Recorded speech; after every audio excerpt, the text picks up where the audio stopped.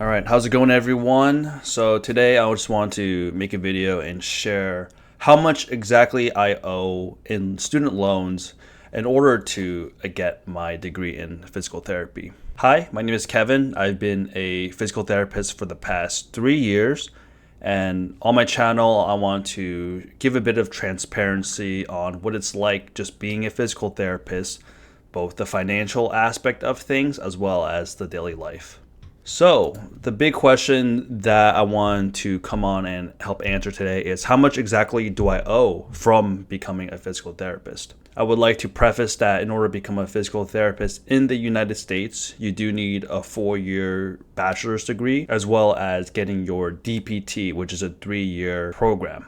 The amount that I'm going to share with you guys is going to be a combination of both of those for me. I did have to take out loans for my bachelor's, and I had to take out loans for my doctorate program. Because my loans have been in forbearance since taking them out, which I could talk about in another video, the amount that I'm sharing accurately reflects the total amount that is owed.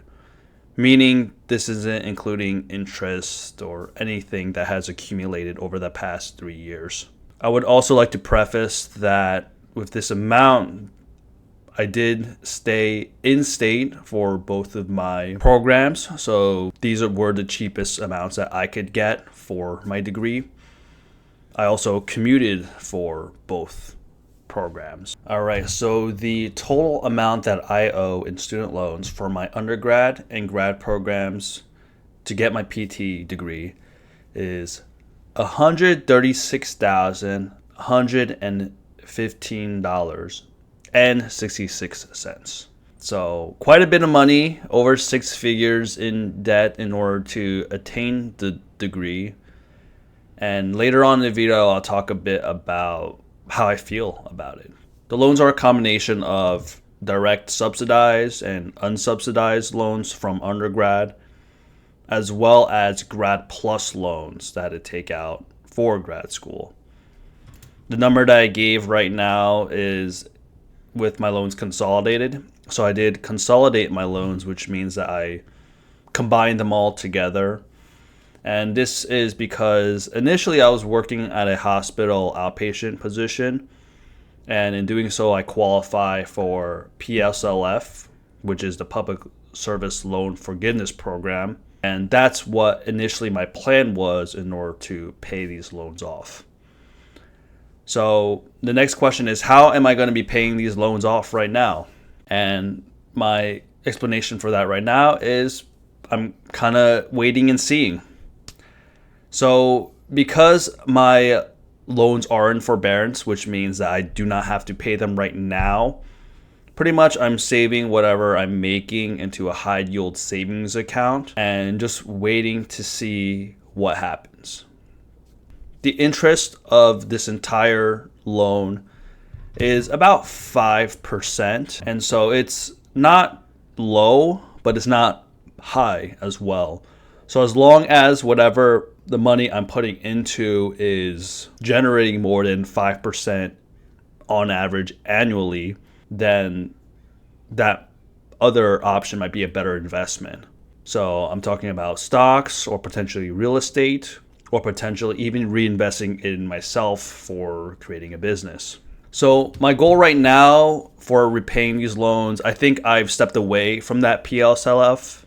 I don't envision myself being a physical therapist for the next 10 years, or at least working in the hospital setting. I think I would get pretty bored of it. Right now I am working as a travel therapist, and a travel therapist makes significantly more than a regular therapist.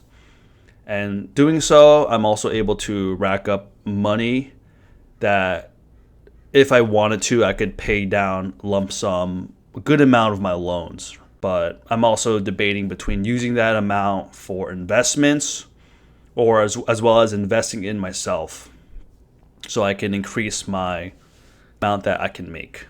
So that is it for today. Just want to be transparent on how much that I owe in student loans. I would say that for a lot of physical therapists graduating right now, a lot of them are six figures in debt, right? And whether this is worth it or not in order to become a physical therapist, I can make a whole nother video about it. But it really does depend on the individual.